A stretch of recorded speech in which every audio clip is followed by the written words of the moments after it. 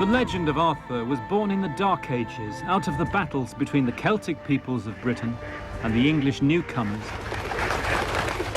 But our search for the legend begins here among the canal barges in an industrial suburb of Oxford.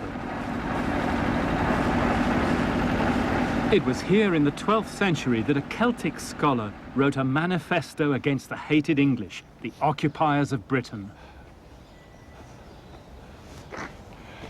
It's rare that you can pinpoint the exact time and place in which a myth gets created or reshaped by a great storyteller. But in this case, we can.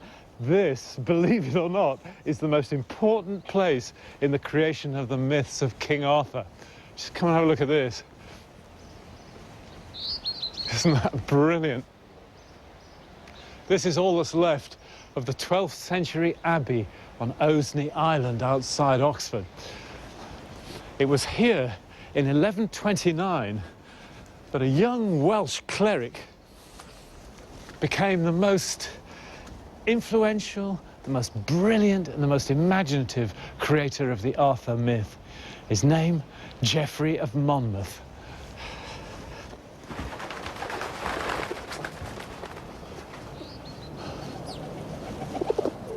It was right on this spot that Geoffrey created an imaginary history of the Celts, as the Celts might have dreamed their history could be. Here, for the first time, are Merlin and Guinevere, and the wicked Mordred, the betrayer of Arthur. Here's the prototypes of Excalibur and Camelot and Avalon, and at the centre of it, Arthur himself, the once and future king. But when you think of Geoffrey's Arthur, don't think history, think storytelling. This is a kind of dazzling medieval infotainment, in comparison with which mere historical fact is simply boring.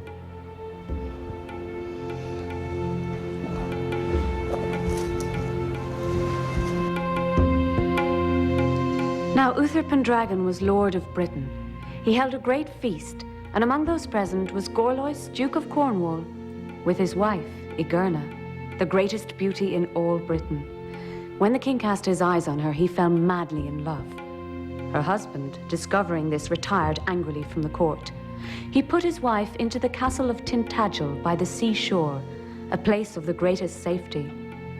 Then King Uther said to the wizard Merlin, "My passion for Igerna is such that if I do not possess her, I will go mad with desire." And Merlin said, "I have a magic potion that will make you appear the exact likeness of her husband, and you can go to her." The king drank the potion, and he went to Tintagel, and he was let in. And the king stayed all night in Igerna's arms, and he made passionate love to her, for she was deceived by Merlin's magic.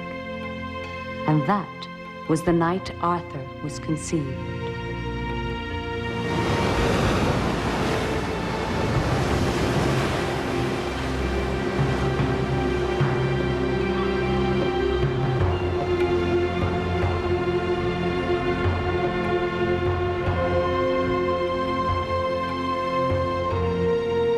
Geoffrey was writing at a time when the Celtic Britons were in revolt against the kings of England. They needed a hero. And here at the fortress of Tintagel in Cornwall, Geoffrey heard folk tales about a Celtic warrior called Arthur, who would one day return and defeat the English oppressors.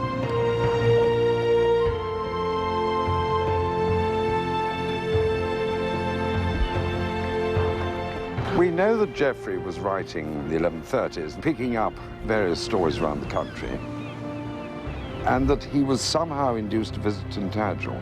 And his description, when we get on to the question of Arthur's conception by trickery, makes it perfectly clear that he was here.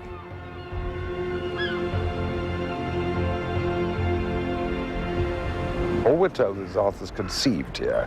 The assumption is he's born here. After that, one has to say, in the history of the kings of Britain, Arthur doesn't have anything more to do with Tintagel. But that was sufficient to spark it all.